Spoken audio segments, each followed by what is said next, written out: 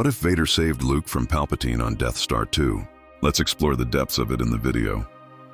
Lightning tears through Luke Skywalker's body. He screams, writhing on the floor of the Emperor's throne room as Palpatine cackles above him. The old Sith's fingers dance with blue electricity, pouring endless agony into the young Jedi. Each bolt feels like molten metal in Luke's veins, like his bones are shattering from the inside. His back arches. His hands claw at the polished floor. The smell of burning flesh fills the air as the Force lightning scorches through his robes and into his skin. Luke's eyes find his father through the pain. Vader stands motionless, a black statue against the viewport where the battle rages outside. His mask hides whatever conflict rages beneath. The mechanical breathing continues its steady rhythm, unchanged, unmoved. The Emperor's laughter echoes off the walls, a sound of pure, sadistic joy. Good. Let the hate flow through you, young Skywalker. Feel the power of the dark side. Luke tries to speak but only manages a strangled cry. The lightning intensifies, and he can feel his life force draining away. This is how he dies, alone, betrayed. His father watching and doing nothing. Luke's hand reaches out, trembling, fingers stretched toward the dark figure. One word escapes his lips, barely a whisper but carrying all his desperation, all his hope, all his love. Father, please. That word cuts through Anakin Skywalker like a lightsaber to the chest. Not prisoner, not Jedi, not rebel. Father.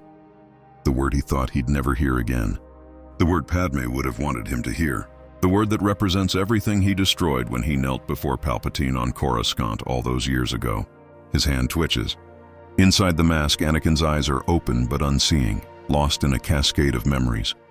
He sees Padme on Naboo, her smile as bright as the sun. He sees Shmi in chains on Tatooine, her forgiveness even as she died in his arms. He sees Ahsoka walking away from the Jedi Order, another person he failed. He sees the younglings, their faces twisted in fear as his lightsaber ignited. He sees Obi-Wan's face on Mustafar, the betrayal and heartbreak as he screamed that Anakin was his brother. And he sees Luke, his son, the one pure thing left in his life, burning alive before him. The lightning intensifies and Luke's scream pierces Vader's chest. His breathing stutters just for a moment. Inside the suit, Anakin Skywalker's heart is racing. The dark side whispers its familiar lies. Let him die. He's weak. He chose this path. You tried to turn him and he refused. This is the way of the Sith. Only the strong survive. But another voice rises, quieter but stronger. It sounds like Padme. It sounds like his mother. It sounds like the boy he used to be. Racing pods on Tatooine, dreaming of freeing slaves, wanting to help people. Save him. He's your son. Your last chance. The only good thing you have left in this galaxy. Don't let the Emperor take him too. Anakin's hands curl into fists. The servos in his mechanical limbs whine with the strain. No. The word escapes his vocabulary as a whisper, lost beneath Luke's screams and Palpatine's laughter. Then louder. No. Palpatine doesn't hear him, too consumed by his own sadistic pleasure, too focused on breaking the young Jedi who dared defy him. The Emperor's face is twisted in cruel joy as he pours more lightning into Luke's body. The boy's back arches impossibly, his spine nearly snapping. Vader's breathing quickens. Not my son. His fingers close around his lightsaber. The weapon feels heavier than it ever has, weighted with the choice he's about to make. For 20 years he's served the dark side. For 20 years he's been Palpatine's weapon. But before he was Vader, he was Anakin. And Anakin Skywalker would never let his child die. His lightsaber ignites with a snap hiss that cuts through the throne room like a gunshot. The red blade illuminates his mask, casting shadows across the polished floor. Palpatine's head snaps toward him, his yellow eyes widening in genuine surprise. The lightning cuts off abruptly as the Emperor spins to face his apprentice. What?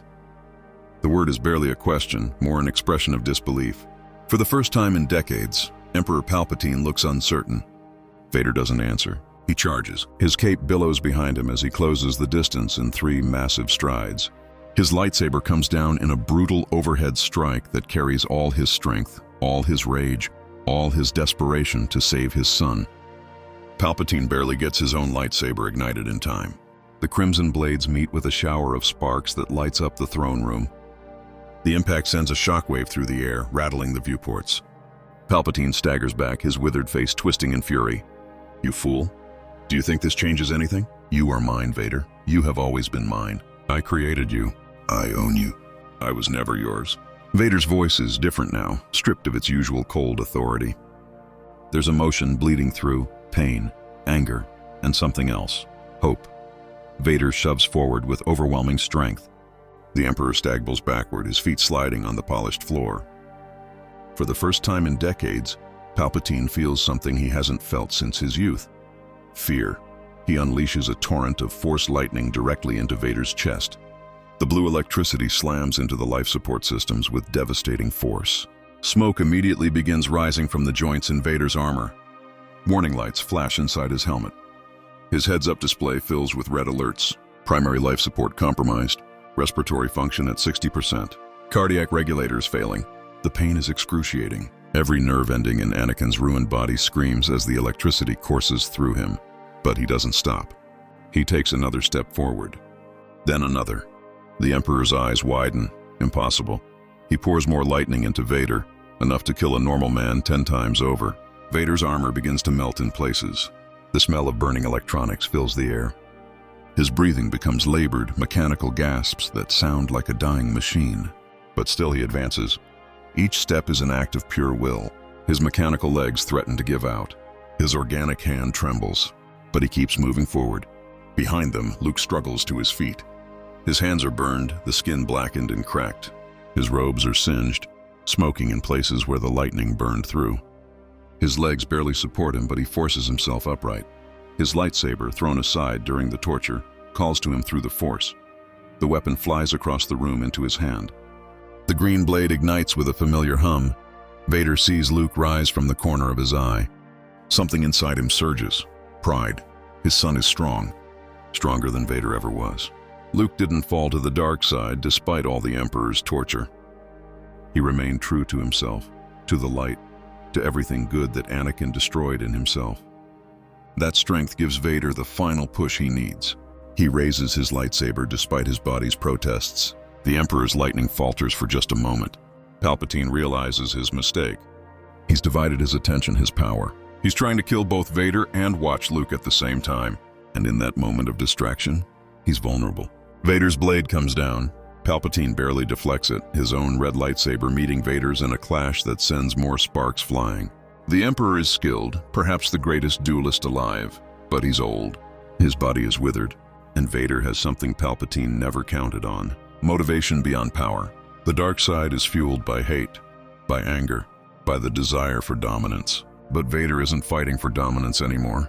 He's fighting for love, for his son, for redemption, for the chance to do one good thing before he dies. Their blades lock, red against red, two dark side users in a battle that will decide the fate of the galaxy. You cannot defeat me. Palpatine's voice is strained now, lacking its usual confidence.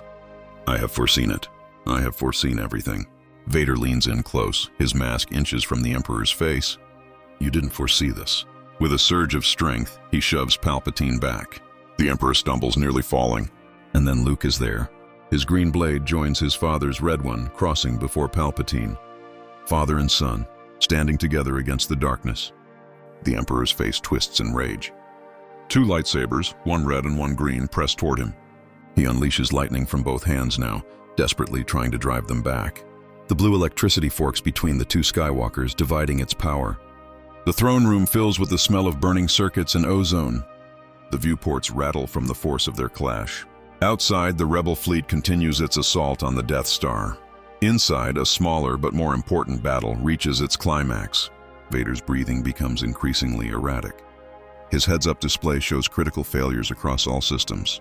He has minutes left, maybe less. But he doesn't need more than that. He just needs to end this. Luke can feel his father's pain through the Force.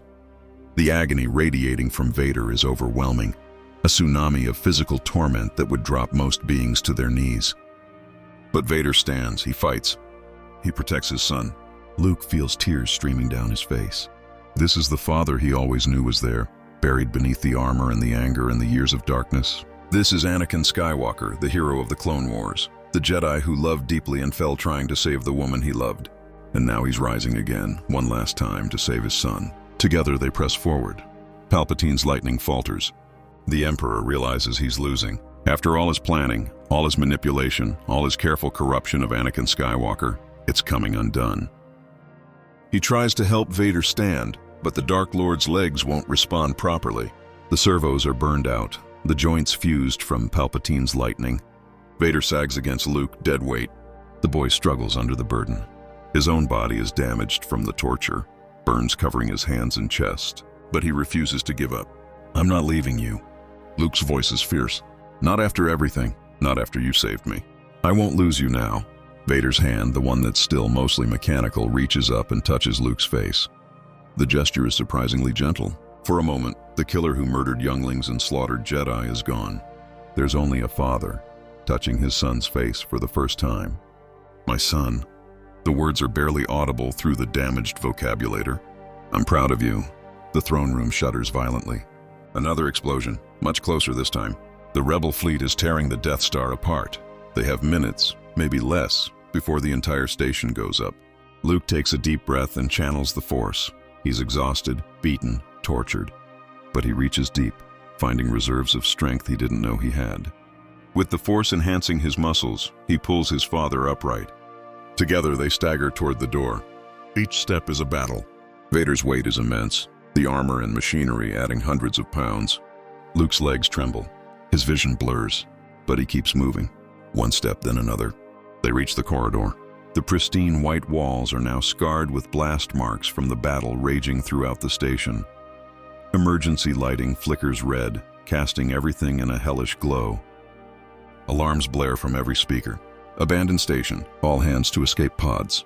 This is not a drill. They're halfway down the corridor when they encounter the Imperial Royal Guards. 6 of them standing in formation, crimson armor gleaming even in the emergency lighting. Their force pikes are raised, weapons charged and ready. The guards are the Emperor's personal protectors, trained since birth to defend him with their lives. They're also fanatics, loyal beyond reason or sanity. One of them steps forward, his voice distorted by his helmet. "Lord Vader, you have betrayed the Emperor. Traitor!" Another hisses. "He killed our master. The penalty is death." Luke positions himself between the guards and his father, igniting his lightsaber. The green blade casts dancing shadows on the walls. His stance is defensive, protective. "Get out of our way." The lead guard tilts his head. "You cannot protect him, Jedi. There are 6 of us. You are wounded, exhausted. You will fall, and then he will fall." Luke tightens his grip on his lightsaber. His voice drops to a dangerous calm. "I said get out of our way." The guards attack as one, a coordinated assault that speaks of years of training together. Force pikes thrust forward from multiple angles, trying to overwhelm Luke's defense. But Luke Skywalker is not the same boy who came to this station. He's not even the same Jedi who faced the Emperor an hour ago. He's touched the dark side and pulled back. He's felt Palpatine's unlimited malice and rejected it. He's seen his father choose love over power. He's evolved. Luke's lightsaber becomes a green blur. He parries the first pike thrust, redirecting it into the wall where it scorches the metal. He spins under the second attack, his blade coming up to slice through the pike's shaft. The third guard gets closer, his pike nearly touching Luke's chest before the Jedi twists away. Luke isn't trying to kill them. He's trying to survive, to protect his father, to get them both out alive. His blade flashes again and again, defensive moves that redirect attacks rather than counterattacking. One guard goes down when Luke disarms him and delivers a force push that slams him into the wall hard enough to crack his armor. Another falls when Luke slices his pike in half and uses a Jedi mind trick to confuse him. The guard stumbles away, clutching his head. But there are still 4 guards and Luke is fading. His arms feel like lead. His legs are shaking. The burns from Palpatine's torture are screaming for attention. He can't keep this up much longer. Then Vader moves. Despite his damaged systems, despite his failing life support, despite everything, Anakin Skywalker raises his hand. The Force responds. It's not the crushing, overwhelming power he once wielded as the Emperor's enforcer. It's weaker, struggling, filtering through damaged circuits and failing cybernetics. But it's enough. 2 of the remaining guards lift off their feet. They rise into the air, suspended by the Force, their limbs flailing uselessly. Vader's hand trembles with the effort. Warning lights cascade across his display. He's burning out what little remains of his life support to do this. But he holds them there long enough for Luke to act. The Jedi leaps forward, his lightsaber flashing twice. Two more pikes fall in pieces. The guards drop their useless weapons and reach for backup blasters, but Luke is faster. Twin Force pushes send them flying backward into the wall. They hit hard and don't get up. The final two guards look at each other. They're outnumbered now, their Emperor dead, their weapons useless against these Force users. One of them slowly lowers his pike. The other follows suit. They step aside, creating a path. Luke doesn't wait for them to change their minds. He returns to his father's side and helps Vader forward. The guards watch them go in silence. As Luke and Vader reach the end of the corridor, the station shudders again. A massive explosion rocks the entire structure. The floor tilts at a dangerous angle. Warning klaxons reach a fever pitch. Luke struggles to keep them both upright as the world seems to turn sideways. There. Vader's mechanical hand points down a branching corridor. Hangar Bay, East Sector. His breathing is becoming more labored with each word. Lambda Shuttle. Code Clearance Alpha 77. Luke nods and adjusts his grip, half carrying his father faster now. They enter the hangar bay just as another explosion tears through the station nearby. The entire bay shakes. A section of the ceiling collapses, crushing a TIE fighter beneath tons of metal. Through the chaos, Luke spots the shuttle Vader indicated. It's a Lambda class, wings folded up in landing configuration, boarding ramp already extended. Luke practically drags Vader up the ramp. They stumble into the interior, and Luke deposits his father against the wall before racing to the cockpit. The controls are Imperial design, different from the Rebel ships he's used to flying. But he's flown worse. His hands fly over the console, powering up systems, engaging repulsor lifts. The shuttle groans and lifts off the deck. Luke grabs the control yoke and guns the engines. They shoot out of the hangar bay just as it explodes behind them. The blast wave catches them, sending the shuttle spinning. Luke fights the controls, muscles straining, teeth gritted. The station's superstructure fills the viewport, growing closer. Too close. He pulls back on the yoke with everything he has. The shuttle's nose lifts. They clear a communications tower by meters. Debris bounces off the hull. A chunk of armor plating from another ship smashes through the viewport on the right side, spiderwebbing the transparasteel but not breaking through. Luke aims the shuttle away from the station, away from the battle, away from the chaos. Behind them, Death Star 2 tears itself apart. Explosions cascade across its surface like a spreading fire. The super laser dish collapses inward, imploding in a spectacular fireball. Entire sections of the station peel away, spinning into space as secondary explosions rip through them. And then, in a blinding flash that rivals a star-going nova, the entire station explodes. The shockwave is visible, a sphere of destruction expanding outward at impossible speed. Luke sees it coming in the rear sensors. Impact in 3 seconds. 2. 1. The wave hits them like a giant's fist. The shuttle is thrown forward, tumbling end over end. Luke is thrown from his seat.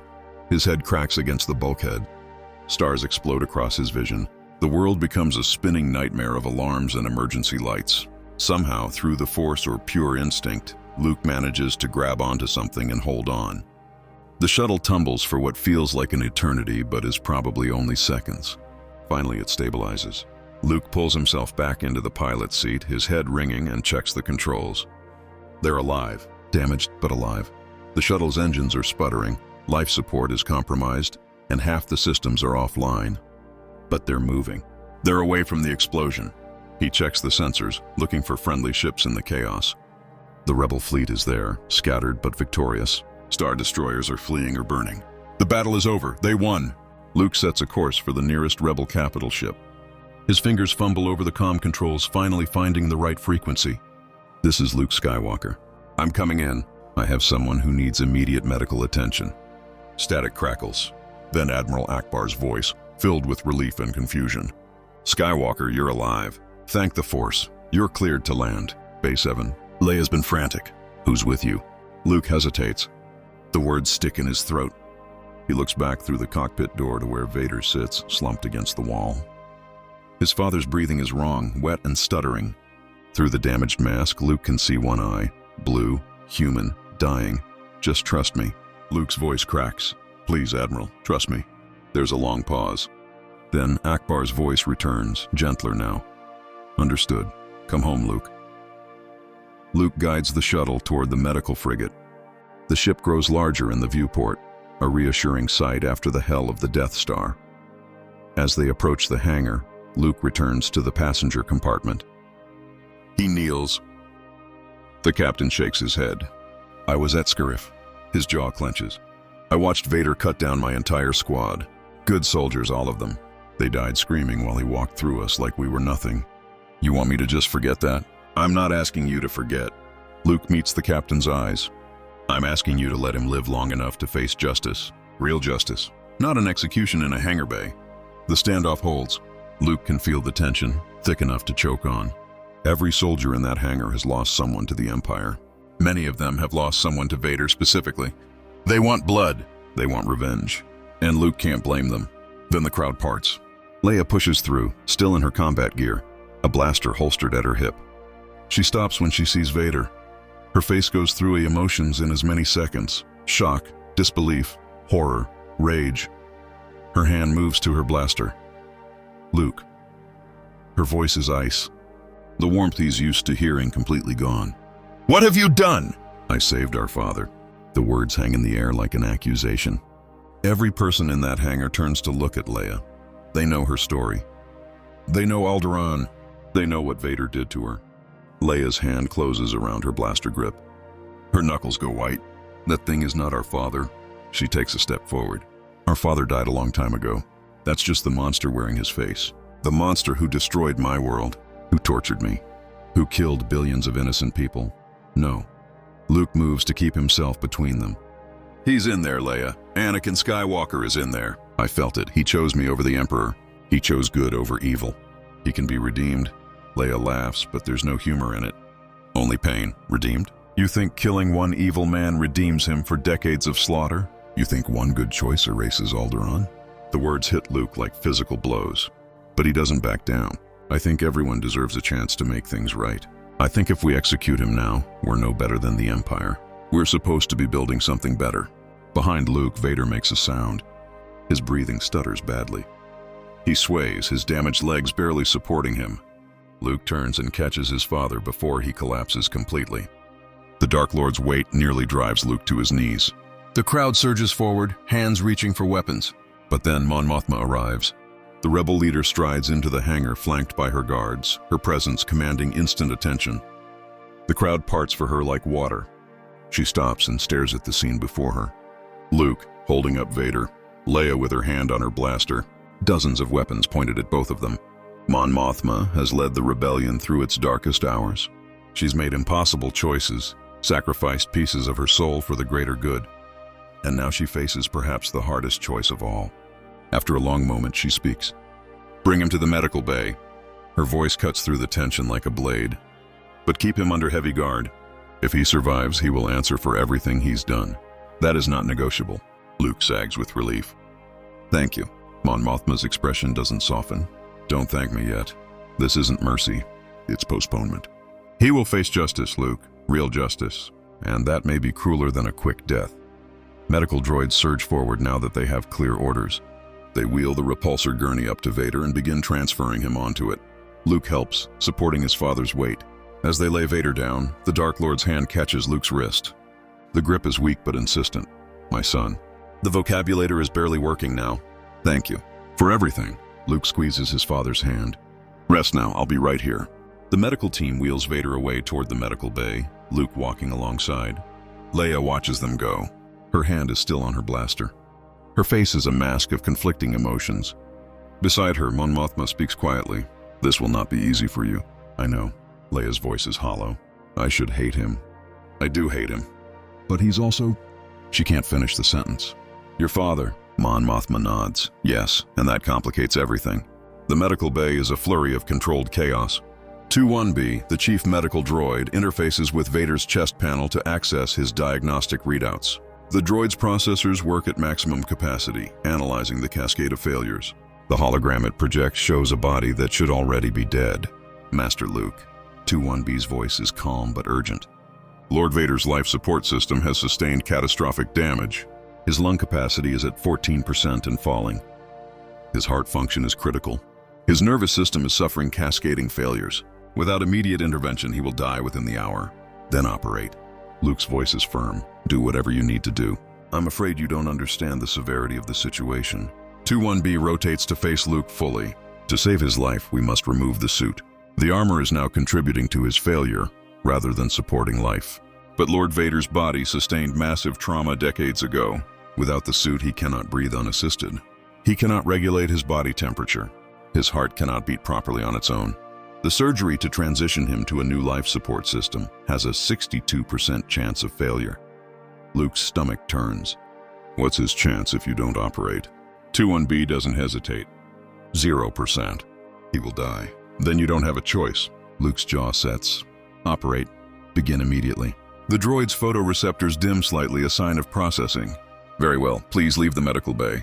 This procedure will take several hours and will be extremely delicate. I cannot have distractions. Luke wants to argue, wants to stay, but he knows the droid is right. He takes one last look at his father on the medical table, surrounded by machines and other droids preparing for surgery. Hold on. Luke sends the thought through the Force, hoping Anakin can hear it. Just hold on a little longer. He leaves the medical bay and finds himself facing a corridor full of rebel personnel. They're all staring at him, some with anger, some with confusion, some with what might be pity. Luke ignores them and finds a quiet corner. He slides down the wall until he's sitting on the floor, exhaustion finally catching up with him. His body is a mass of pain. The burns from Palpatine's torture throb with every heartbeat. His muscles ache. His head pounds where he hit it during the shuttle crash, but none of that compares to the exhaustion in his soul. He's fought the Emperor. He's redeemed his father. He's escaped the Death Star, and now he has to convince the rebellion not to execute the man who's been their greatest enemy for 2 decades. The task seems impossible. Luke closes his eyes and out through the Force, seeking guidance. He feels the presence of his teachers, Obi-Wan and Yoda, watching from whatever place the dead inhabit. He expects to feel their approval, their pride in turning Vader back to the light. Instead, he feels their concern, their worry. Not for him, but for what comes next. In the Force, Luke sees shadows of possible futures. He sees Anakin standing trial, sees the rage of victims demanding justice. He sees Leia's conflicted face. He sees the galaxy teetering on the edge of descending into the same cycle of revenge and violence that created the Empire in the first place. The vision fades. Luke opens his eyes to find someone sitting beside him. Han Solo. The smuggler looks battered, his clothes singed and torn from the battle on Endor, but he's alive and whole. Han doesn't say anything at first. He just sits there, silent support. Finally, Luke speaks. You heard. Everyone heard, kid. Han's voice is gentle. You brought Vader here. His father. Luke corrects. I brought my father here. Han nods slowly. Yeah, I'm still processing that. You're Luke Skywalker. You're supposed to be the farm boy from Tatooine. And your father is Darth Vader. That's some family tree. Luke laughs, but it's a broken sound. I didn't know. Not for sure until a year ago. And I didn't want to believe it. How could I? Darth Vader is a monster. But he was also Anakin Skywalker. He was a good man once. Han is quiet for a moment. You really think he can be redeemed? I think he already is. Luke looks at his burned hands. He saved me. He killed the Emperor. He chose love over power. That's redemption. Whether anyone else recognizes it or not. What's Leia think? She wants him dead. Luke's voice drops. And I don't blame her. Alderaan, her torture, everything he did to her. She has every right to hate him. But if we execute him without trial, without even trying for justice, then we're just continuing the cycle. An eye for an eye until the whole galaxy is blind. Han nods slowly. That's real philosophical, kid. But you're dealing with people who've lost everything to that man. Philosophy bring back the dead, I know. Luke's shoulders slump. I know it's not fair to ask them to spare him, but I have to try. He's my father, and despite everything, despite all the evil he's done, there's still good in him. I felt it. Han claps Luke on the shoulder. Then I guess we'd better figure out how to convince a bunch of angry rebels not to space the galaxy's worst war criminal. Luke manages a weak smile. When you put it that way, it sounds impossible. Kid. Han grins. Impossible is what we do best, remember? In the medical bay, 21B works with mechanical precision. The surgery is unlike anything in the droid's extensive medical database.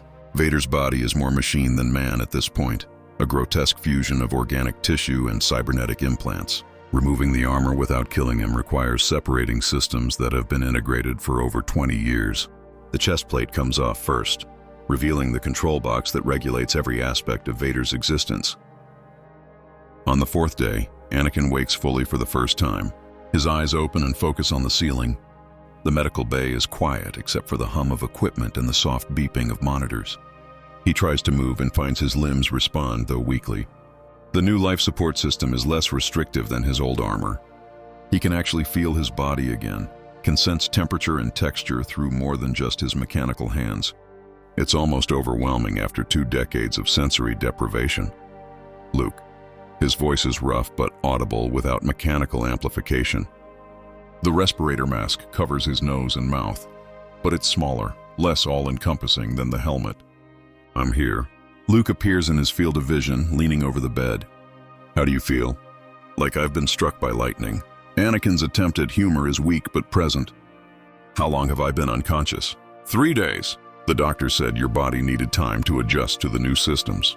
You're lucky to be alive. I don't feel lucky. Anakin tries to sit up, but his body protests. He falls back against the pillow. Where are we? Rebel medical frigate. Luke helps adjust the pillows to make his father more comfortable. We're in a secure location. The fleet is regrouping. So I'm a prisoner, yes. Luke doesn't sugarcoat it. There were calls to execute you immediately. Mon Mothma decided you should stand trial instead. Anakin is quiet for a long moment. That's fair. More than fair, actually. I expected to die on the Death Star. Everything after that is borrowed time. You're not going to die. Luke's voice is fierce. I won't let them kill you. You don't have a choice, Luke. Anakin meets his son's eyes. I've committed crimes that demand justice. If the price of redemption is my life, then I'll pay it gladly. Don't say that. I just got you back. I'm not losing you again. You saved me, Luke. Anakin's scarred hand reaches out and takes Luke's. You proved that even someone as far gone as I was can come back to the light. That's enough. That's more than I deserve. It's not enough. Luke's voice cracks. We've lost so much time. Years we should have had together. I want to know you. I want to learn from you. He trails off, unable to articulate the depth of his need. Anakin squeezes Luke's hand gently. I know, I want that too. But we don't always get what we want. I learned that a long time ago. The best I can do is help you now, while I still can. Tell them everything. About the Empire, about the dark side, about how to avoid my mistakes. Make my knowledge count for something. Before Luke can respond, the medical bay doors open. Leia enters, flanked by 2 guards. She stops when she sees Anakin awake. Her hand doesn't move to her blaster, but Luke can feel the tension radiating from her through the Force. You're awake. Her voice is carefully neutral. I am. Anakin doesn't look away from her gaze. Princess Leia, I owe you an apology that words cannot possibly convey. Save it. Leia's voice is sharp. I didn't come here for apologies. I came here to look at you, to see the man behind the mask. Anakin nods slowly. And what do you see? A scarred old man who should have died decades ago. Leia steps closer. A monster who wore my father's face and destroyed my world. You're right. Anakin doesn't flinch from her anger. I am a monster. I destroyed Alderaan. I gave the order. I watched it happen, and I felt nothing. That's what I had become. So empty that the death of billions meant nothing to me. Do you expect me to pity you? Leia's voice rises. To feel sorry for the Dark Lord because he was empty inside? No, Anakin's voice is quiet. I expect nothing from you. You owe me nothing. I took everything from you. Your family, your home, your childhood. I tortured you, invaded your mind, made you watch as I tried to break your friends. If you want to kill me, I wouldn't blame you. Leia's hand moves to her blaster. She draws it slowly, deliberately. The guards tense, unsure if they should intervene. Luke starts to move, but Anakin holds up a hand, stopping him. Let her choose. Leia points the blaster at Anakin's head. Her hand is steady. Her finger rests on the trigger. 1 shot and it's over. 1 shot and she gets justice for Alderaan, for her parents, for every person Vader hurt. Anakin looks at her calmly. He doesn't plead. He doesn't beg. He simply meets her eyes and waits. I should kill you. Leia's voice shakes. You deserve to die, I do. Then why shouldn't I pull this trigger? Because you're better than me. Anakin's voice is gentle. You're everything a Skywalker should be. Strong, compassionate, incorruptible. You're everything I failed to be. Bail and Breha Organa raised you right. They gave you something I never had. A moral center that holds even when everything else falls apart. Tears stream down Leia's face, but her hand doesn't waver. Don't you dare speak their names. You don't have the right. You're correct. I don't. But I can tell you this. I know where Tarkin kept his personal records. I know which Imperial officers gave the orders for Alderaan's destruction. I know every person involved in that atrocity, from the gunner who pulled the trigger to the admirals who coordinated the attack, and I will give you all of them. The blaster shakes slightly. That's supposed to make it better. It's supposed to give you justice. Real justice, not just revenge. The people responsible will answer for what they did. Every single one of them. I'll make sure of it. Why? Leia's voice breaks. Why do you care now? Because I can't undo what I did. Anakin's voice is raw with emotion. I can't bring Alderaan back. I can't restore what was lost. But I can make sure every person who participated in that evil faces consequences. I can give you that much, at least. It's not enough, I know. Nothing I do will ever be enough. But it's all I have to offer. They stare at each other for a long moment. Father and daughter, separated by actions that can never be forgiven, but bound by blood that can't be denied. Finally, Leia lowers the blaster. Her arm drops to her side and she holsters the weapon. I'm not doing this for you. Her voice is cold. I'm doing it because Bail Organa taught me that justice is better than revenge. That we build something better by being better. But don't mistake this for forgiveness. I will never forgive you. I don't expect you to. Anakin nods. I don't deserve your forgiveness, but perhaps someday you might be able to live with what happened, to find peace despite the pain. Don't tell me how to heal. Leia's voice is sharp. You don't get to give me advice. You're right. I'm sorry. Leia turns to leave, then stops. She looks back at Anakin. I want that list. Every name, every person involved. And I want it now, of course. Anakin gestures to Luke. Help me sit up. I'll dictate everything I know. Over the next hour, Anakin provides a comprehensive list. Names, ranks, locations. He describes the chain of command that led to Alderaan's destruction. He explains which officers were true believers in the Empire's brutality and which were just following orders. He gives Leia everything she needs to hunt them down. When he's finished, Leia takes the datapad with the information and leaves without another word. Luke watches her go, his heart aching for both his sister and his father. She'll never forgive me. Anakin's voice is hollow, and I don't blame her. Give her time. Maybe not forgiveness, but perhaps understanding. Someday. Anakin is quiet for a moment. Then he changes the subject. The Empire will be in chaos now. Without the Emperor, there's no central authority. The Grand Admirals and Moffs will scramble for power. Some will try to negotiate with the rebellion. Others will fight to the death. And there are contingencies. Palpatine planned for his death. He wanted to burn the galaxy if he fell. Operation Cinder. Luke remembers the name from intelligence briefings. Exactly. Anakin's expression darkens. Satellites across Imperial space contain orders to devastate entire planets if the Emperor dies. Weapons platforms designed to incinerate atmospheres. Some may have already activated. We need to stop them. How many? Dozens. Maybe more. The primary targets are worlds the Emperor deemed disloyal. But the secondary targets are random, chosen to spread maximum terror. We can't let those weapons activate. Luke stands. We need to tell Mon Mothma. We need to organize missions immediately. Wait. Anakin catches Luke's arm.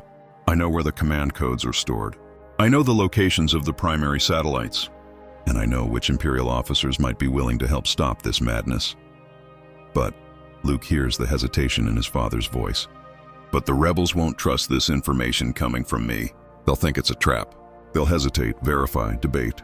And while they do, worlds will burn. So what do? You'll need to lead the missions. Anakin's voice strengthens. You and me, together. I provide the intelligence and access codes. You provide the trust the rebels have in you.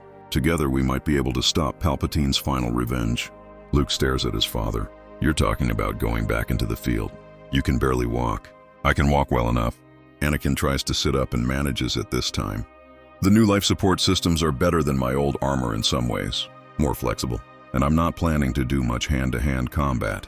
I just need to be there to access Imperial systems and convince officers to stand down. Mon Mothma will never agree to this. Then we convince her. Anakin's blue eyes meet Luke's. Tell her the truth. Thousands of lives are at stake. Maybe millions. Every hour we debate is another hour for those weapons to activate. We don't have time for politics. We need to move now. Luke takes a deep breath and nods. He leaves to find Mon Mothma. The rebel leader is in the command center, coordinating the fleet's movements and receiving reports from across the galaxy. Mon Mothma studies him for a long moment.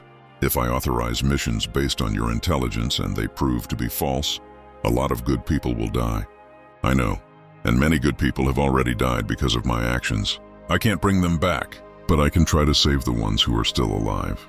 If you don't trust me, verify the intelligence independently. Send scouts to the coordinates I've provided, but do it quickly. Every hour we wait is another hour for those weapons to activate. You're asking for a lot of trust. I'm asking you to save lives. Anakin's voice softens. I don't expect you to forgive me or trust me. But the people on those worlds don't deserve to die for Palpatine's ego. They don't deserve to be collateral damage in a dead Sith's revenge fantasy. Give them a chance. Mon Mothma is silent. She's led the rebellion through impossible choices before, but this might be the hardest. Trust the enemy who's destroyed so many of their friends and risk walking into a trap, or refuse and potentially allow millions of innocents to die. Finally, she makes her decision. We'll verify your intelligence with scout ships first.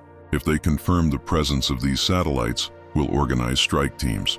But you're not going into the field. You're staying here under guard. That's a mistake. Anakin shakes his head.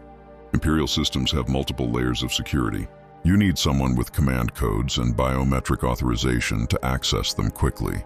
If you send teams without me, they'll be trying to hack systems while under fire. People will die unnecessarily. Then we'll extract the codes from you. Medine suggests, whatever biometric data we need, we can replicate it. It's not that simple. Anakin's voice takes on a lecturing tone. The systems have behavioral analysis built in. They monitor typing patterns, decision-making processes, even force presence in some cases. You can't fake that. You need me there. I don't like this. Mon Mothma's jaw sets. But I like the alternative even less. She turns to Luke. You'll accompany your father. You're responsible for him. If he betrays us, if this is a trap, you end him. Do you understand? Luke swallows hard. I understand. Very well. Mon Mothma nod. We'll send scout ships immediately. If they confirm the threat, you launch within 12 hours. Get your father ready to travel. She leaves, Medine following. The general shoots Anakin one last suspicious look before the door closes. Luke sits beside his father's bed. That went better than I expected. We're not out of this yet. Anakin's voice is tired. The hard part is still ahead. We need to actually stop those weapons. And we need to do it while half the rebellion wants to shoot me. I won't let them. You can't protect me forever, Luke. Eventually, I'll have to face justice for what I've done. But not yet. Not while people need your help. Over the next 8 hours, scout ships confirm Anakin's intelligence. They find the satellites exactly where he said they'd be. They detect the weapons platforms powering up. They intercept communications suggesting Imperial officers are preparing to execute Operation Cinder. The threat is real. Mon Mothma autorise immediate action. Strike teams are assembled, ships are prepped, and missions are planned. Anakin is fitted with new armor. It's lighter than his Vader suit, less imposing. Black still, but sleeker. The portable life support pack fits on his back, connected to his body through discrete ports. A new respirator mask covers his nose and mouth, smaller and less intimidating than his old helmet. He can actually turn his head now, can move with something approaching his old agility. A new lightsaber hangs at his belt. This one has a blue blade built from a kyber crystal Luke provided. The red crystal from his Vader saber was thrown into space, its dark corruption something neither of them wanted to preserve. When Anakin ignites the blue blade, it feels wrong at first. He's used the red blade for so long that blue feels like wearing someone else's weapon. But Luke is right. Darth Vader wielded a red blade. Anakin Skywalker wields blue. He needs to be Anakin now. Luke waits for him in the hangar. He's changed into clean robes. His own burns mostly healed thanks to Bacta treatments. But he still moves stiffly. Reminders of Palpatine's torture that will take time to fully heal. Behind him stands a squad of rebel commandos. They're elite soldiers, the best the Alliance has.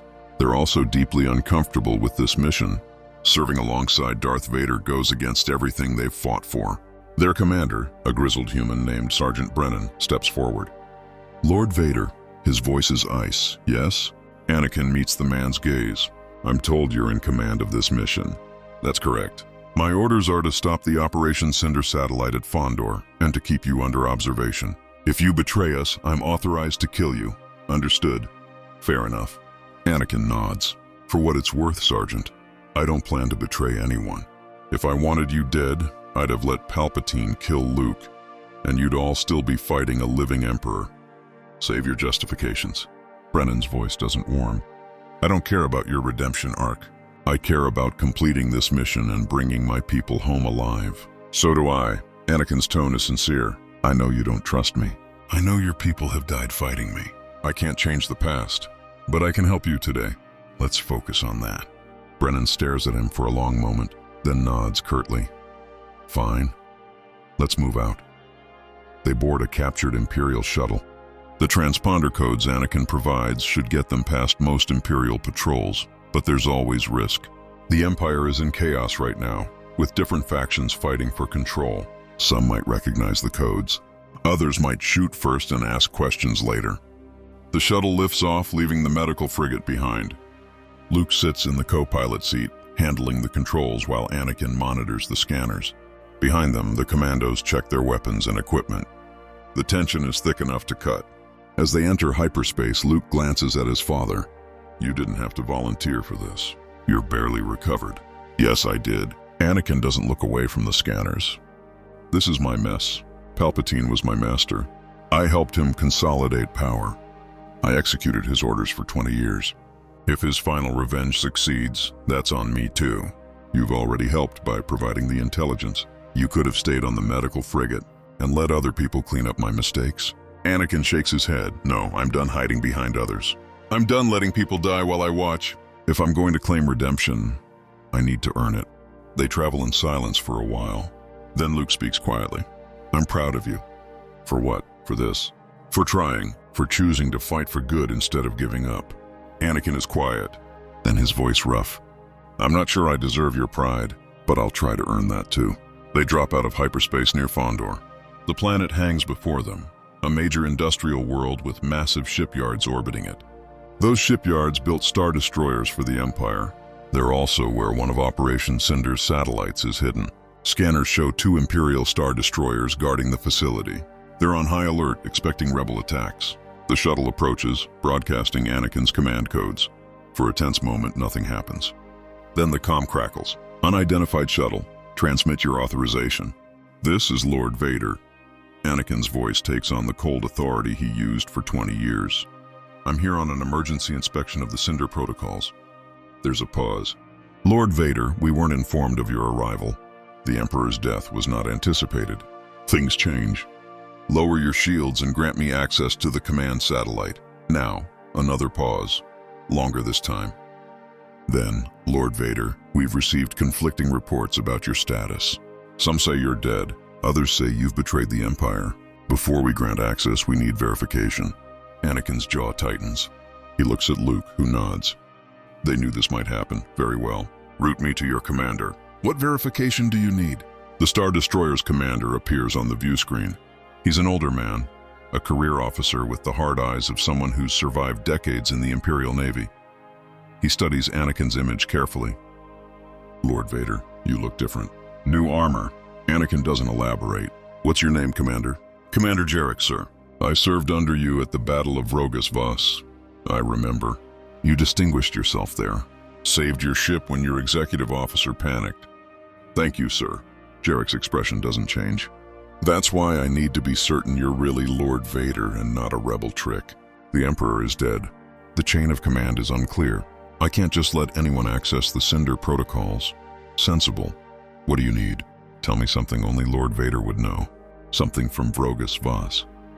Anakin closes his eyes, accessing memories from years ago. Battle of Vrogus Voss. His voice takes on a distant quality. Your ship was the Devastator. Your executive officer was Commander Tullis, who froze when rebel fighters breached your shields. You took command, executed an emergency power transfer to forward shields, and managed to repel the attack long enough for reinforcements to arrive. Afterward, I recommended you for promotion. You declined, saying you preferred to stay with your ship and crew. Jarek's eyes widen. That's correct. The conversation about the promotion was private. Just you and me. He nods slowly. You're Lord Vader, or an extremely well-informed imposter. Anakin allows himself a small smile. If the rebels had access to that level of detail about Imperial operations, you'd have lost this war years ago. Fair point. Jarek's shoulders relax slightly. Very well, Lord. To his team, everyone ready. This could still be a trap. The shuttle docks with the facility. Anakin, Luke, and the commandos disembark. They're met by a squad of stormtroopers who escort them deeper into the station. The Imperials are tense, their weapons ready. They've heard the rumors about Vader's betrayal, but haven't confirmed anything yet. Anakin walks with the confidence of someone who's commanded star destroyers and terrified admirals. His new armor might be less imposing than his old suit, but his presence fills the corridor. Stormtroopers unconsciously step back as he passes. They reach the command center. Commander Jarek waits there, flanked by his senior officers. The room is filled with tactical displays and communication stations. And at the center, a master console controls the Operation Cinder satellite. Lord Vader. Jarek salutes. The satellite is accessible from this terminal.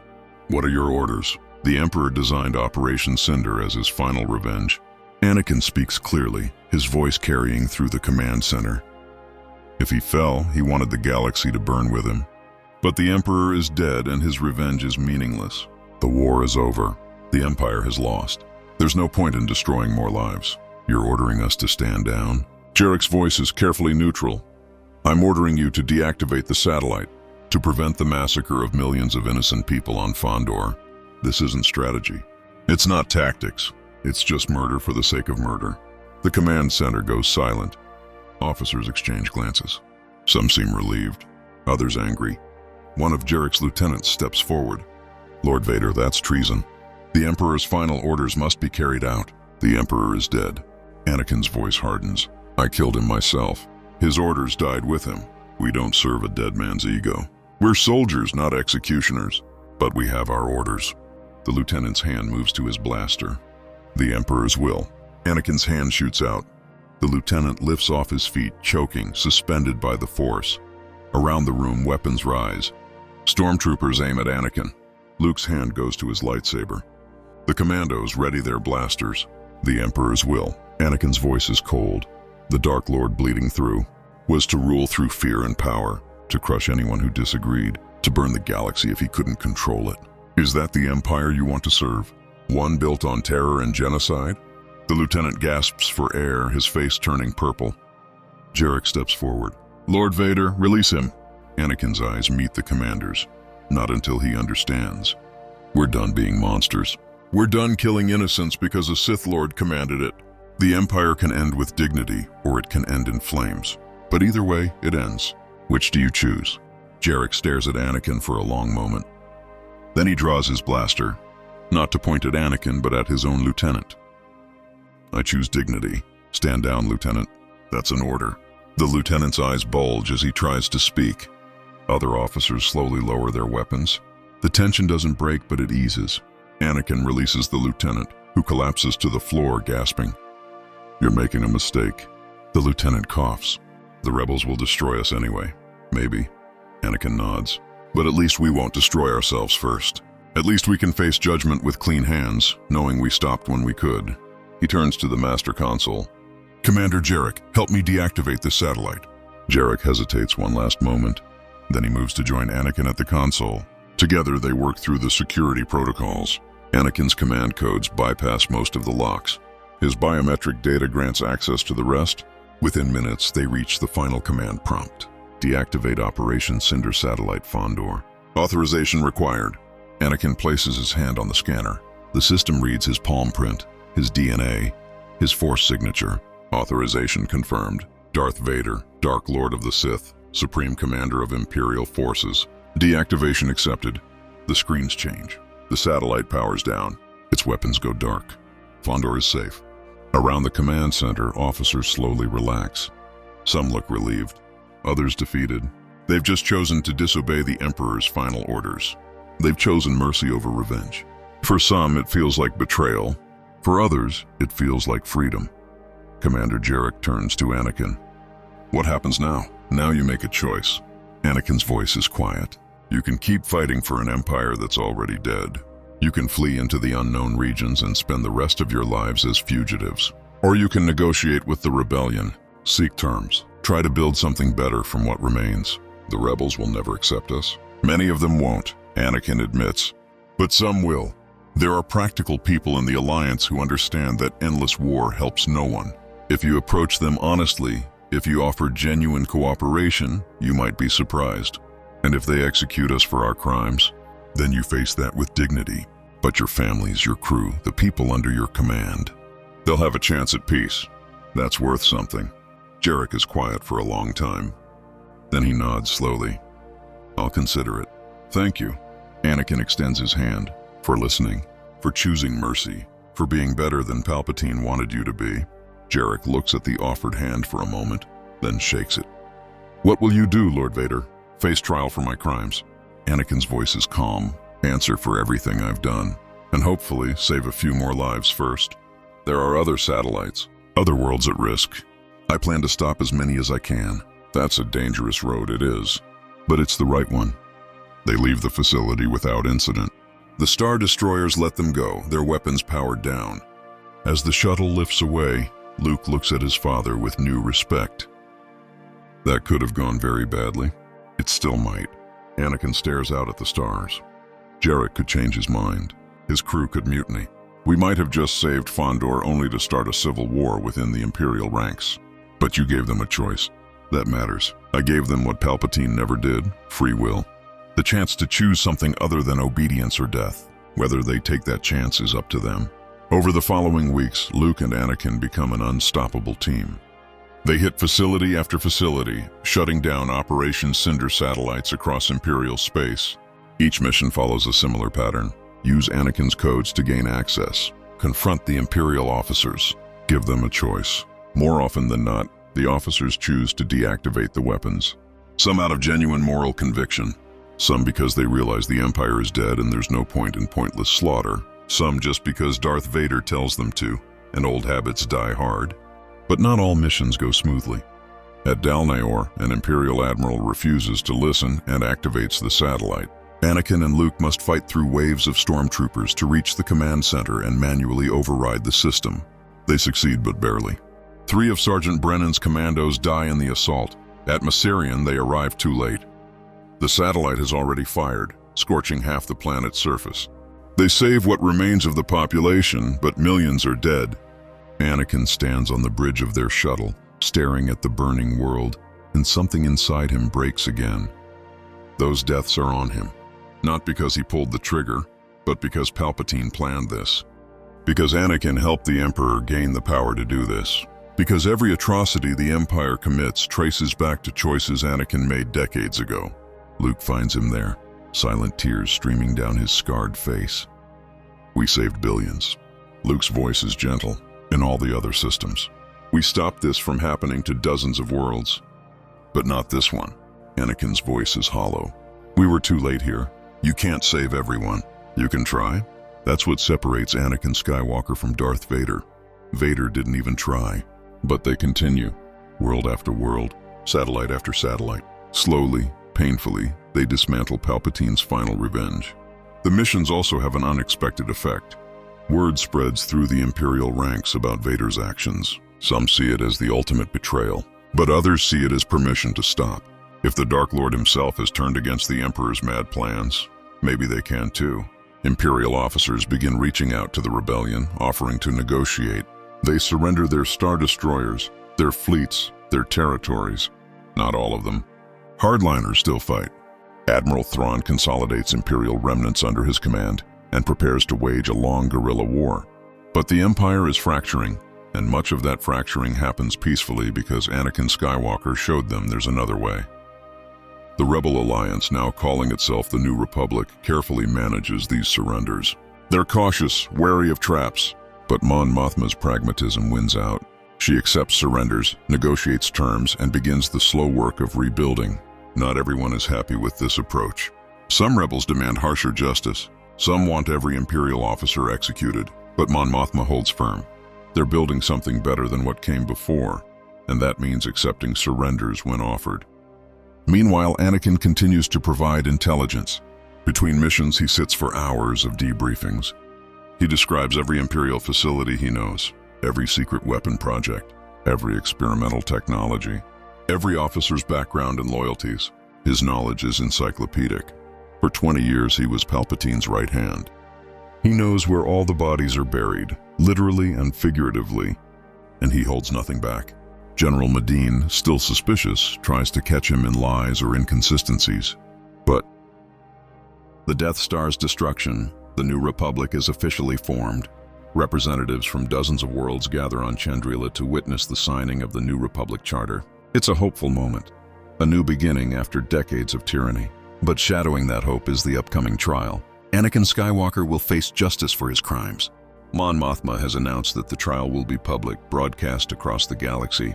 Everyone will see the evidence. Everyone will hear the testimony, and everyone will witness whether the New Republic can provide real justice or just revenge. Anakin is transferred to a high-security facility on Chandrila to await trial. The cell is clean and comfortable, nothing like an Imperial detention center, but it's still a cell, with force fields and guards and no freedom. Luke visits him there the night before the trial begins. His father sits on the bunk staring at nothing. Tomorrow, Luke sits beside him. "Are you ready?" "As ready as I'll ever be." Anakin's voice is calm.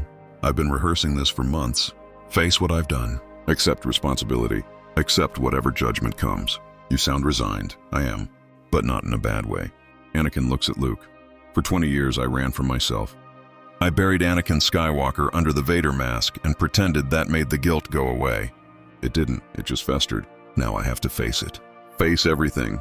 And that's actually," he pauses, searching for words, "freeing, in a way." "You're a strange man." Luke manages a smile.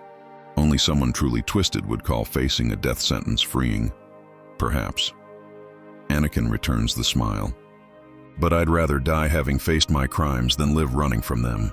The trial is held in the Senate chamber, a massive circular room designed to hold representatives from across the galaxy. Now it's filled with witnesses, victims, and observers. Cameras broadcast every moment across the HoloNet. Anakin Skywalker stands in the center of the chamber, alone except for 2 guards. He wears simple gray clothes, no armor, no weapons. His scarred face is visible for all to see, no mask to hide behind. The charges are read. They take 3 hours. Genocide, mass murder, torture, illegal imprisonment, war crimes, crimes against sentient life. The list goes on, each charge representing countless lives destroyed. Mon Mothma, serving as presiding judge, speaks to the chamber. "Anakin Skywalker, you stand accused of crimes beyond counting. How do you plead?" "Guilty." The word echoes through the chamber. Anakin's voice is clear and unwavering. "I plead guilty to every charge. I offer no excuses, no justifications. I did these things. I am responsible." The chamber erupts in shouts, some demanding immediate execution, others crying out for their lost loved ones. Mon Mothma calls for order, and slowly the noise subsides. The prosecution has prepared a comprehensive case. They call hundreds of witnesses over the following days. Survivors of planets Vader destroyed, rebels who watched him kill their friends, former Imperial officers who served under him and witnessed his brutality. Each testimony is a knife in Anakin's heart. A woman from Alderaan, one of the few off-planet when it was destroyed, describes watching her homeworld die. She was on a transport ship in orbit. She saw the Death Star fire. She saw her entire civilization vanish in seconds. When she finishes, she looks directly at Anakin. "My husband, my children, my parents, everyone I ever knew, gone because of you. I'm sorry." Anakin's voice breaks. "I know those words mean nothing. I know they can't bring anyone back, but I am sorry. Your apology means nothing." Her voice is ice. "Nothing you say can ever make this right." "You're correct. Nothing I say can, but I can give you this." He looks at Mon Mothma. "I waive my right to appeal. Whatever sentence this body decides, I will accept it without question or complaint." More witnesses follow. A former Jedi Padawan describes watching Anakin murder the younglings at the Jedi Temple. His voice shakes as he recounts hiding in a ventilation shaft, watching through a grate as children he'd grown up with were cut down. Another witness is a smuggler who ran supplies for the rebels. Vader caught him once. The smuggler's hands are covered in burn scars from the torture, permanent reminders of the Dark Lord's interrogation. Day after day, the testimony continues. Each story is more horrifying than the last. The galaxy sees the full scope of Vader's crimes laid bare. No hiding, no sanitizing. Just the truth in all its horror. And through it all, Anakin listens. He doesn't look away. He doesn't flinch. He forces himself to hear every word, to face every victim. It's the least he can do. When the prosecution finally rests, Mon Mothma turns to Anakin.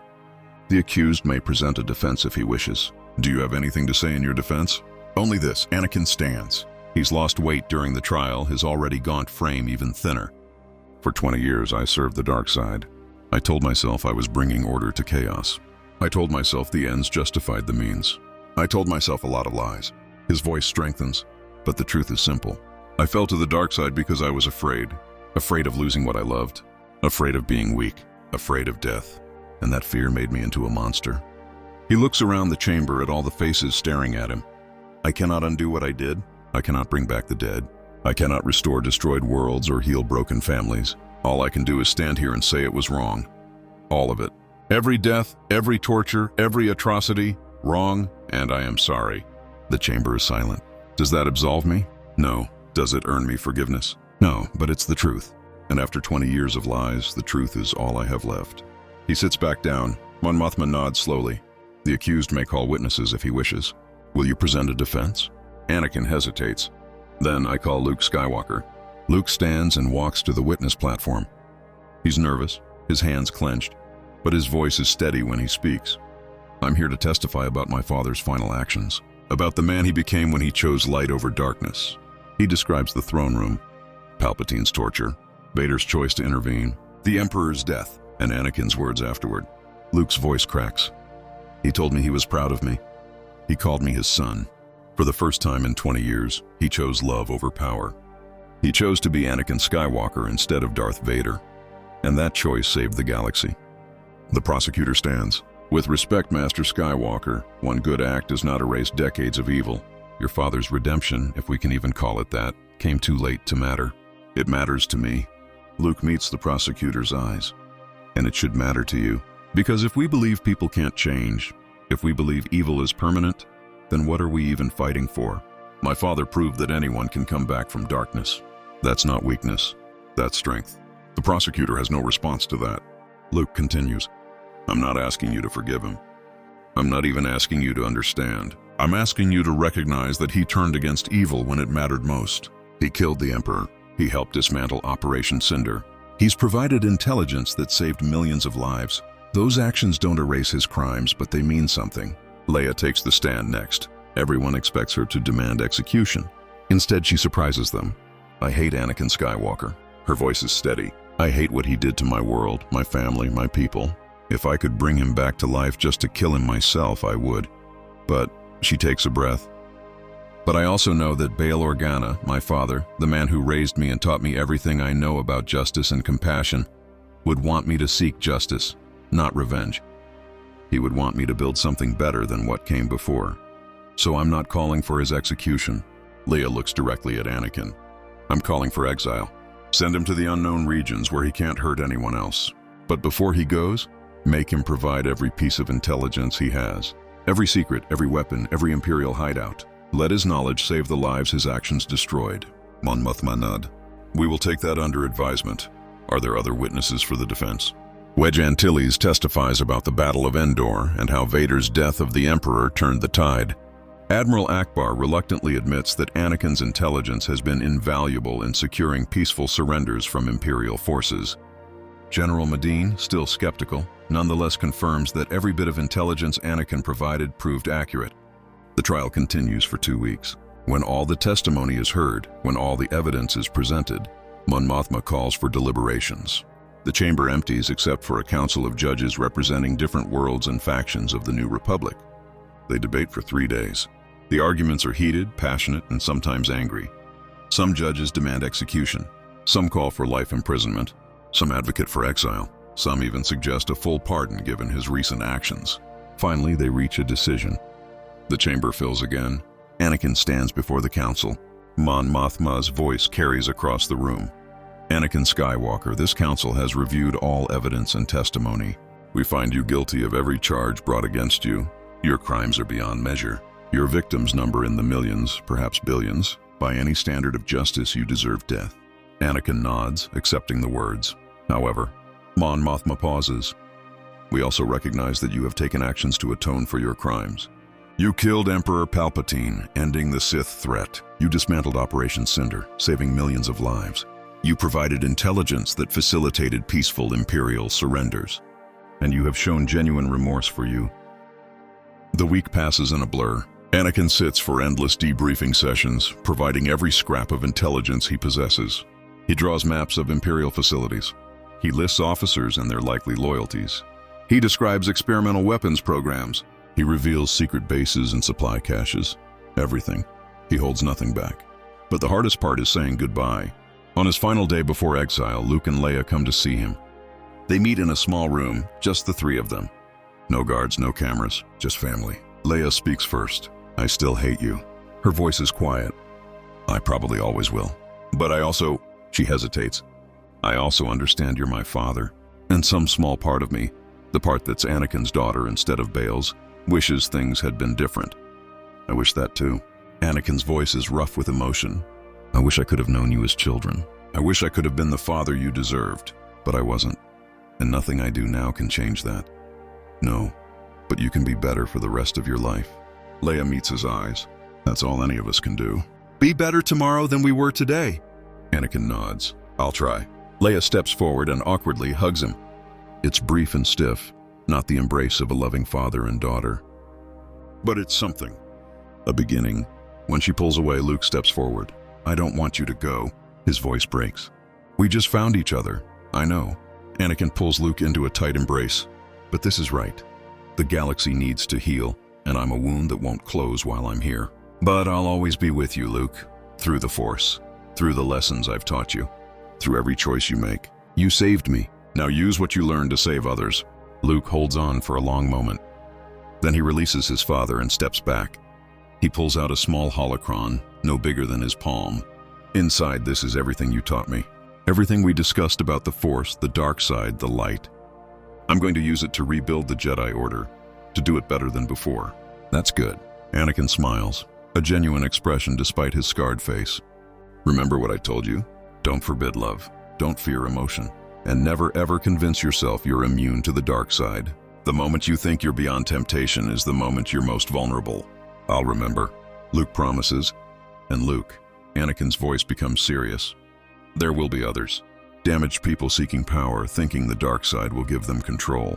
Some you'll be able to save. Others you won't. When you meet them, remember me. Remember that even someone as far gone as I was can come back to the light. But also remember that not everyone will. Sometimes the kindest thing you can do is end their suffering before they hurt more people. I understand. I hope you never have to. But if you do, know that I'm proud of you. That whatever choices you make them out of love and wisdom, not fear and anger. They talk for hours, cramming years of missed conversations into one afternoon. They discuss the Force, philosophy, life, loss. They share memories and hopes. They try to fit a lifetime of father-son moments into a few precious hours. Finally, the time comes. Anakin boards a small personal transport loaded with supplies for his exile. R2-D2 wheels up to the boarding ramp and beeps sadly. Anakin kneels beside the droid. Take care of them, R2. You've always been the smart one in this family. R2 whistles mournfully, extending a small manipulator arm to touch Anakin's hand. I know, old friend. I'll miss you too. Luke and Leia stand together, watching their father prepare to leave. Anakin pauses at the top of the ramp and looks back at them. May the Force be with you, always, and with you. Luke's voice cracks. Always. The transport lifts off. Its engines carry Anakin away from everything he knows. Away from his children, his past, his crimes. Away toward redemption or damnation, depending on what he makes of his exile. Luke and Leia watch until the transport is just a speck in the sky. Then it's gone. Leia wipes her eyes. Why does this hurt? I should be glad he's gone, because he's our father. Luke puts his arm around her shoulders. And despite everything, despite all the evil he did, he's still our father. And we love him. That doesn't make sense. It doesn't have to. Love rarely does. In the months that follow, the galaxy slowly heals. The New Republic establishes itself, imperfect but hopeful. Former Imperial worlds join, attracted by the promise of democracy and justice. The Empire continues to fragment. Thrawn consolidates what remains of the Imperial military, establishing a dangerous but contained threat in the unknown regions. Other warlords carve out small territories, but most are either defeated or absorbed into the New Republic. Leia continues her hunt for those responsible for Alderaan's destruction. One by one, she brings them to justice. The list Anakin provided proves invaluable. Within a year, almost everyone involved in that atrocity has faced trial. Some are executed, some imprisoned, but all face consequences. It doesn't bring Alderaan back, but it's something. It's justice. And slowly, Leia begins to find peace. Not forgiveness, never that, but peace. The ability to remember her lost world without drowning in rage. The capacity to build a future instead of dwelling in the past. Luke begins gathering Force-sensitive individuals from across the galaxy. He calls them together, teaching them what he learned from Yoda, from Obi-Wan, And yes, from Anakin. He builds a new Jedi Order, one that learns from the mistakes of the past. They're allowed to love, to have families, to feel emotion without fearing it. They're taught balance, not suppression. They learn that the dark side is always present, always tempting, and must be acknowledged and resisted rather than denied and feared. It's not perfect. Some students fall. Some embrace the dark side despite Luke's teachings, but more succeed, more find balance, more become heroes in their own right. And far away, in the unknown regions, Anakin Skywalker finds a quiet world. He builds a small home near a lake, watching the sunset each evening. He meditates, trying to find peace with what he's done. Some days are harder than others. The ghosts of his victims haunt him in his dreams. Thousands of faces, all demanding to know why. Why did he kill them? Why did he destroy their worlds? Why did he serve evil for so long? He has no answers that satisfy, but he endures. It's the least he can do. Penance paid not through death, but through living with what he's done. One evening, as twin suns set over the water, painting the sky in brilliant oranges and reds, he feels a presence in the Force. Familiar, warm, welcome. Obi-Wan Kenobi appears beside him, shimmering and translucent in the Force. His old friend looks as he did in his prime, before the weight of years and failure aged him. "Hello there." Obi-Wan's voice carries a smile. "I wondered if you'd come." Anakin doesn't look up from the sunset. "I've been here the whole time, old friend." Obi-Wan sits beside him. "You just weren't ready to see me. Am I ready now? That's for you to decide." Anakin finally turns to face his old master, the man who trained him, the man he betrayed, the man whose face was twisted in heartbreak and rage as they fought on Mustafar. "I don't deserve your forgiveness." "Perhaps not." Obi-Wan's voice is gentle. "But you have it anyway. That's what love means, Anakin. It means forgiving the unforgivable." Tears stream down Anakin's scarred face. He doesn't try to hide them. "I failed you. I failed Padme. I failed Luke and Leia. I failed everyone who ever believed in me. And yet you tried to make it right at the end." Obi-Wan's image shimmers slightly. "That counts for something. You saved Luke. You killed the Emperor. You helped dismantle the empire you built. It doesn't erase what you did, but it matters. Is it enough? Only you can answer that. But I'll tell you this." Obi-Wan reaches out, his translucent hand coming to rest on Anakin's shoulder. "You were my brother, Anakin. You'll always be my brother, even after everything, especially after everything." They sit together in comfortable silence, watching the sun set. The colors fade from orange to red to purple to deep blue as the stars begin to emerge. In the distance, ships pass overhead, heading deeper into the unknown regions. Explorers, traders, refugees seeking new homes. The galaxy is healing, moving forward, building something better from the ashes of the Empire. Anakin will never be part of that galaxy again. He's exiled, separated from everything he knew. But his children are there. His son is teaching a new generation of Jedi. His daughter is building a new government. And in their own ways, both of them carry pieces of him forward. Not the darkness. They've rejected that. But the capacity for love, for sacrifice, for choosing light even when darkness seems easier. That's the Skywalker legacy. Not power or fear, but hope. On Chandrila, Luke activates Anakin's holocron before his first class of new students. His father's image appears, younger than Luke ever knew him, recorded shortly before his exile. "To whoever finds this," Anakin's recorded voice is steady and clear. "Whether you're my child, my student, or a stranger seeking knowledge, understand this. The Force is not light or dark. It simply is. We choose how to use it. I chose wrong for many years. I let fear control me. I confused power with strength. Don't make my mistakes. Power doesn't come from dominating others. It comes from protecting them. Strength isn't the absence of fear. It's feeling fear and choosing to act anyway. And the dark side," the image of Anakin pauses, looking directly at whoever watches. It whispers promises of control, of safety, of the power to protect those you love. But it's a lie. The dark side only destroys. It took everything from me. My wife, my identity. The recording continues with detailed lessons about the Force, about balance, about avoiding the traps that caught Anakin. Luke watches the entire recording, taking notes, learning. Around him, his first students listen intently. They're young, hopeful, unburdened by the old Jedi's dogma, but aware of their mistakes. This is a new beginning. When the recording ends, Luke looks at his students. "My father made terrible mistakes. He hurt countless people in his pursuit of power. But in the end, he chose love over hate, light over darkness, redemption over damnation. We honor his memory not by forgetting what he did, but by learning from it, by being better, By building a Jedi Order that serves the galaxy instead of ruling it. The students nod, understanding the weight of the lesson. One of them, a young woman from Naboo, raises her hand. Master Skywalker, can anyone be redeemed? If your father could come back after everything he did, does that mean no one is beyond saving? That's a good question. Luke considers his words carefully. My father proved that redemption is possible even from the darkest places. But, he pauses, not everyone will accept that redemption. Not everyone can be saved. Some people are too far gone, too consumed by darkness. The lesson isn't that everyone can be redeemed. It's that everyone should be given the chance. We don't give up on people just because they've fallen. But we also don't endanger ourselves or others by refusing to see when someone is beyond help. It's a balance like everything else with the Force. The student nods slowly, processing this. In the unknown regions, Anakin Skywalker continues his exile. He tends his garden, meditates by the lake, and slowly, painfully, finds peace. He knows he'll never fully atone for his crimes. Some wounds never heal. Some sins are too great for any penance. But he can live with purpose. He can be worthy of his son's faith. He can spend his remaining years trying to be the man Padme believed he could be. As the stars shine overhead, he closes his eyes and reaches out through the Force. Across the impossible distance, Luke feels the connection. Father and son, separated by light years but bound together. The Force connects them, as it always has, as it always will. And in that moment, both of them understand. Redemption isn't about erasing the past. It's about choosing, every day, to be better than you were. To protect instead of destroy. To love instead of hate. To hope instead of despair. The Skywalker legacy isn't about power or prophecy. It's about that choice. The choice to turn away from darkness even when it seems impossible. The choice to believe in something better. The choice to love.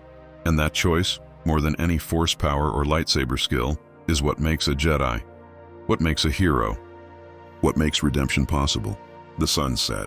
The stars emerge. And across the galaxy, in 1,000 different ways, people make that choice. Some succeed, some fail. But they all try. And in trying, they honor the lesson that Anakin Skywalker learned too late but taught others in time. That no matter how far you fall, there's always a path back to the light. You just have to be brave enough to take it. That's our theory. The Star Wars universe is a galaxy filled with exciting stories and possibilities, and we love exploring them. If you want to accompany us on this journey to a galaxy far, far away, then please like, share, and subscribe to our channel.